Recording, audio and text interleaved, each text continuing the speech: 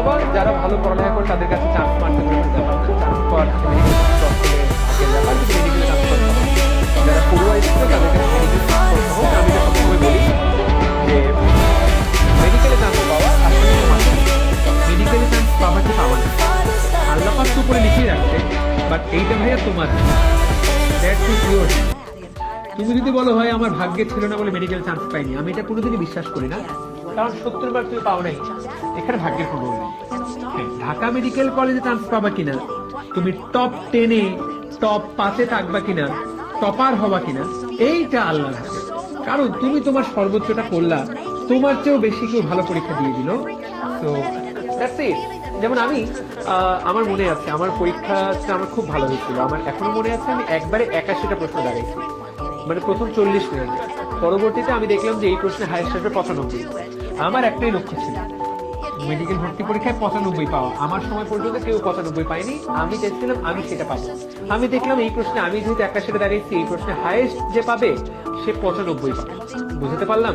তো আমি সেই 95 পেতে চাই, আমি ফার্স্ট হতে চাই পুরো বাংলাদেশে। আজকে মনে করো তোমরা ডিএমসি নিয়ে অনেক ফ্যাসিনেশন বা অনেক প্যাশনেট, ডিএমসি নিয়ে আমার আমার আলাদা কোনো ধরনের কোনো প্যাশনই ছিল না। আমি একবার ডিএমসিতে আসছিলাম রাজু কলেজের লাইফে, ক্যাম্পাস দেখে আমার মনে হয়েছিল এটা কোনো ক্যাম্পাস, মানে এইটা কোনো ক্যাম্পাস, মানে এইখানে মানুষ কেন পড়তে আসে। আমি আসলে ডিএমসিতে পড়তে চাইনি। তোমাদেরকে যদি আমি আজকে সত্য কথাটা বলি, এটা আমি বলছি কিনা কাউকে জানি না, এই পর্যন্ত মনে কাউকে বলিনি। আমি ভাইয়া ফার্স্ট হতে চাইছিলাম, that was my only goal. First হতে চাইছিলাম এবং 95 পাইতে চাইছিলাম। পরে যখন দেখলাম যে ফার্স্ট হওয়াটা তো আমার হাতে নাই, 95 পাওয়াটা আমার হাতে, পরে আমি আসলে আমার টার্গেটটাকে চেঞ্জ করে 95 পেতে চেয়েছিলাম এবং 95 পেতে চাওয়াটাই ছিল আমার লক্ষ্য। এবং এই জন্য পরীক্ষার হলে আমি 93টা দাগাই। এবং আমি জানি যে এই প্রশ্নে 2টা অপশন নাই, মানে 2টা ব্ল্যাঙ্ক, তার মানে ওই 2টা মার্ক আমি ব্ল্যাঙ্ক রাখি, তার মানে ওই 2টা মার্ক আমি পাবো। আমি আসলে পরীক্ষার হলে 95 নিশ্চিত করেই বের হয়েছিলাম। কিন্তু 95টা যদি নিশ্চিত, কিন্তু শেষের ওগুলা তো কিছু প্রশ্ন তো আছে যেগুলো আমি 50-50 চান্স মেরে দিয়ে আসছি। তো দাগাইছি এই কয়টাই, কিন্তু দিন শেষে আমি পাইলাম কত? দিন শেষে আমি পাইলাম হলো 83। এবং আমি হইলাম কততম? আমার লক্ষ্য ছিল ফার্স্ট হওয়া, আমি হইলাম হলো 5th। বাট আই থিঙ্ক আল্লাহ যা করে ভালোর জন্য করে। আমার মনে হয় যে 5th হওয়াটাই আমি ডিজার্ভ করতাম।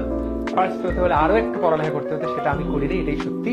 আমি স্টিল নাও রিয়েলাইজ করি যে আমি আরেকটু পড়ালেখা করি, অবশ্য আরেকটু পড়ালেখা করলেও যে ফার্স্ট হতাম নট ম্যান্ডেটরি, এটা সম্ভব না। বুঝতে পেরেছি? তো এইটা আসলে আমি বিশ্বাস করি যে আরেকটু পড়ালেখা, আমার মনে হয় যে 5th হওয়াটাই ভালো হয়েছে।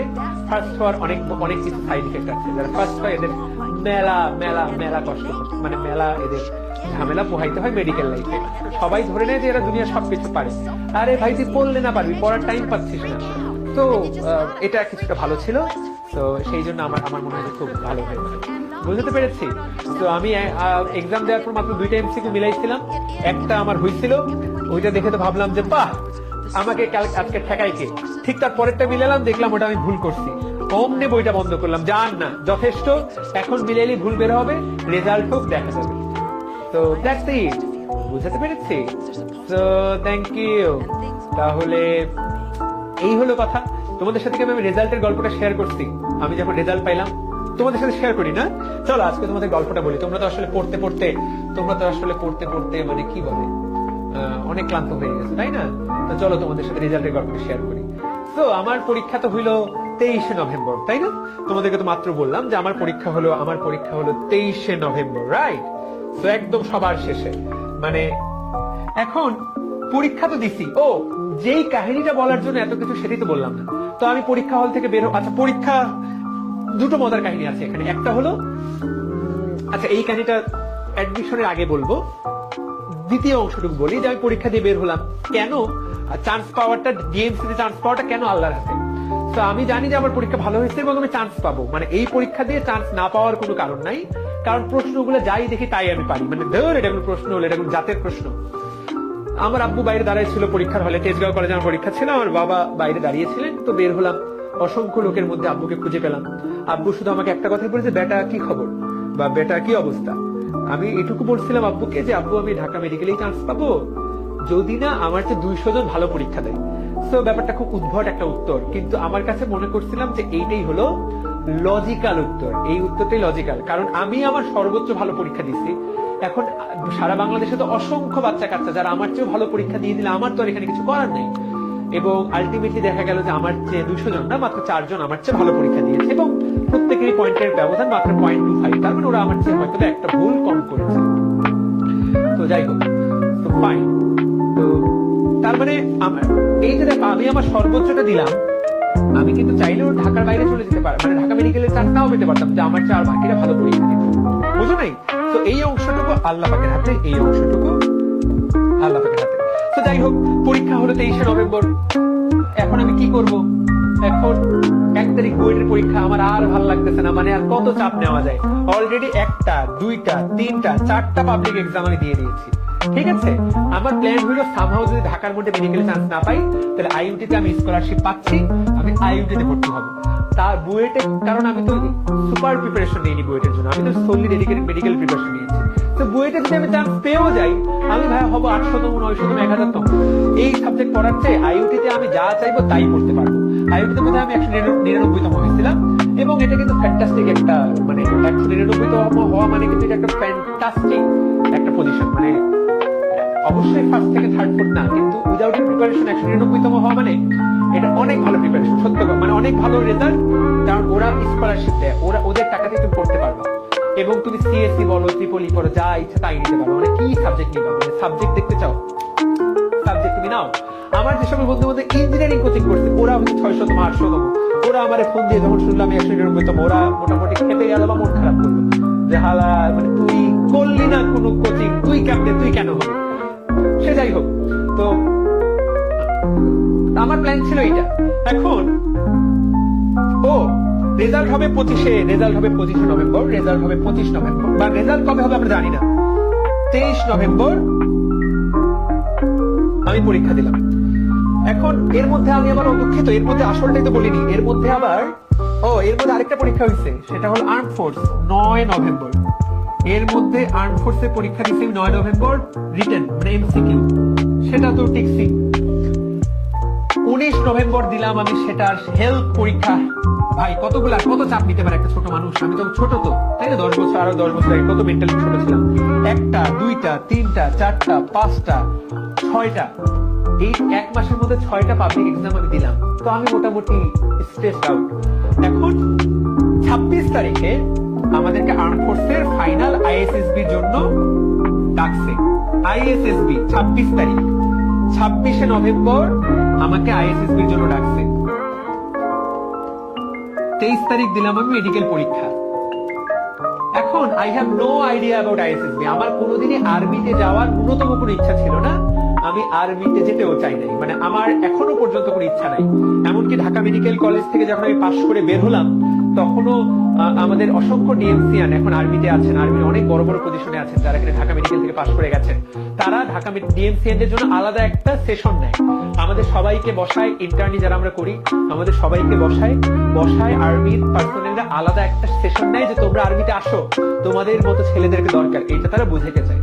তো ওই সেশনটা দেখে আমি একটু মোটিভেট হয়েছিলাম। তারপরও আমি আর্মির এমবিবিএস পাস করার পর রিটেন দিই, কিন্তু রিটেন দিয়ে আমি আর ভাইবা দিতে যাইনি, দূর যাবো না। তো তখনও আমার একই রকম প্ল্যান ছিল। সেই জন্য তোমাদের মধ্যে অনেককেই জিজ্ঞাসা করলে আইএসএসবি তে কি হয় তোমরা সবাই জানো, কিন্তু আমার কোনো আইডিয়া ছিল না আইএসএসবি তে কি হয়। আমার আইএসএসবি ফুল মিনিংও তখন জানা নেই, অথচ 26 তারিখে আমার আইএসএসবি। তো 23 তারিখে আমি একটা 24 তারিখে আমি একটা আইএসএসবির কোচিং এ গেলাম, ফার্মগেটে, এখনো আছে কিনা জানি না, ডিফেন্স গাইড বা সামথিং লাইক দ্যাট, এরকম একটা নাম। ওই কোচিং এ গেলাম। ওরা যখনই শুনলো যে পরশুদিন আমার আইএসএসবি, ওরা আকাশ থেকে পড়লো যে ভাই পরশুদিন আইএসএসবি, আপনি এখনো বাইরে ঘুরে বেড়াচ্ছেন, আপনি আইএসএসবির মিনিং জানেন না। এই ভাই ক্লাসে যান, ক্লাসে আপনি আজকে সারাদিন ক্লাস করবেন, কালকে সারাদিন ক্লাস করবেন, যদি আইএসএসবি তে টিকেন তো ক্লাসে। মানে আব্বু আর আমি গেছিলাম যে জানতে যে পরীক্ষাটাতে কি হয়। ওরা বললো ওইসব জানাজানি করে লাভ নেই, সাথে সাথে ক্লাসে ঢুকেন, ক্লাস চলতেছে।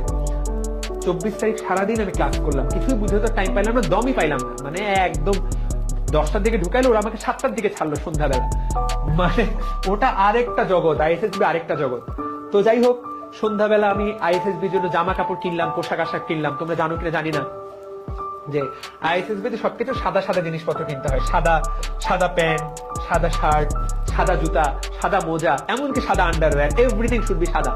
তো 3-4-5 হাজার টাকা খরচ করে আমি এগুলো কিনলাম, বুঝতে পারলাম। তো ঠিক আছে, তো তারপর 25 তারিখ আবার গেলাম, কারণ আমার হাতে মাত্র একদিন আছে। ততক্ষণে আমার মাথায় চাপে বসে যে আইএসএসবি আমি কিভাবে পার করব। 25 তারিখ ক্লাস করতেছি, বেলা 11:30। আমি প্রচন্ড মনোযোগ দিয়ে ক্লাস করতেছি। হঠাৎ করে বাইরে থেকে একজন এসে বলল, এই মেডিকেলের রেজাল্ট হয়ে গেছে। তো ক্লাসে মোটামুটি 50 জন ছিল। ক্লাসটা ছিল ওই বিল্ডিং এর 8 তলা বা 10 তলায়। 1 মিনিটের মধ্যে ক্লাসে একজনও নাই, এবং সবাই হয় সিঁড়ি দিয়ে না হয় লিফট দিয়ে নিচে নামতেছে ফার্মগেটের ওই জায়গায় কম্পিউটারে দেখবে। তো আমিও কোনো মতে লিফট দিয়ে মানে কোনো মতে নামলাম আর কি। এখন নামে তো আমার মানে হার্টবিট তুমি অনুভব করতে পারতেছো, মানে কি পরিমাণ পাম্প করতেছে। তো 2-3টা কম্পিউটার দোকানে গেলাম, এগুলো অলরেডি সবাই বুক করে ফেলছে, মানে সবাই সবাইটা দেখতেছে। একটা দোকানে গেলাম, ওটা এখনো খালি। আমি বললাম যে ভাই আমার এই রোলটা দেখেন। আমার এখনো মনে আছে, স্মৃতিটা আমি চোখের সামনে দেখতে পাচ্ছি, মানে আমার ওই সময়টা আমি এখনো ফিরে যেতে পারতেছি। ওনাদেরকে শুধু বললাম যে ভাই আমারটা একটু দেখেন। এই যে কথাটা বললাম দেখেন, বলতে বলতে হঠাৎ করে মোবাইলে একটা মেসেজ আসলো, টেলিটক নাম্বার বা ওই সামথিং ওই রকম একটা গভর্নমেন্ট নাম্বার থেকে মেসেজ। মেসেজটা ওপেন করার স্মৃতিটা এখন আমার মনে আছে। মেসেজটা ওপেন করে আমি শুধু 2টা জিনিস দেখছিলাম, যে ইউ আর অ্যালোটেড টু, এরকম লেখা থাকে, you are allotted to Dhaka medical college, এইটা লেখা ছিল। তো এটা বললেই আমি fantastic, you are allotted to Dhaka medical college. এবং আমি শুধু একটা সংখ্যা দেখলাম, 183। আমি জাস্ট ওপেন করে দেখলাম you are allotted to Dhaka medical college, তার নিচেই লেখা ছিল 183 কি, আই হ্যাভ নো আইডিয়া। আমি যে চিৎকারটা মারলাম, মানে ওই বিল্ডিং এর সবাই কেঁপে উঠলো, মানে ইয়ে বলে যে চিৎকারটা করছি। পাশের একটা আঙ্কেল ছিল, ওনার মেয়ে বোধহয় দেখবে, মানে ওনার মেয়ে বোধহয় পরীক্ষা দিয়েছে। আঙ্কেল ভাই বাবা কি হয়েছে কি হয়েছে, আমি বললাম যে আঙ্কেল আমি ঢাকা মেডিকেলে চান্স পেয়ে গেছি। That was the moment. Uncle বলো তাই নাকি, খুবই ভালো, দেখি তোমার মেসেজ কততম হয়েছে তুমি।